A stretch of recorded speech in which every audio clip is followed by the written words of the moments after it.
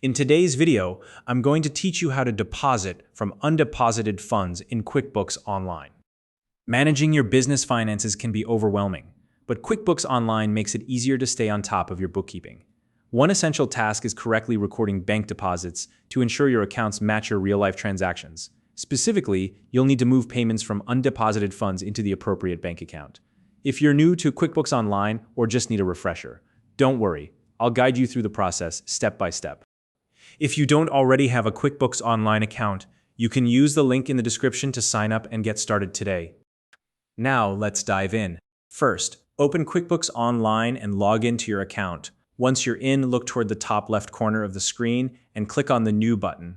This will bring up a menu with various options for recording transactions. From that menu, select Bank Deposit. Next, you'll see the Bank Deposit window appear. At the top of this window, you'll need to choose the bank account where the money was actually deposited. This is important because it helps ensure your QuickBooks records match your real-life bank records. After selecting the bank account, double-check the deposit date. Make sure the date in QuickBooks matches the date the funds hit your bank account. This step is crucial for keeping your transactions accurate and aligned with your financial statements. Now, scroll down to the section labeled Select the payments included in this deposit. Here you'll see a list of payments that are currently sitting in undeposited funds. These represent the payments you've received but haven't yet grouped into a deposit. Carefully review this list. Check the boxes next to the payments that were grouped together in the real-life deposit. For example, if you deposited multiple checks or payments into the bank at the same time, select all of those payments here.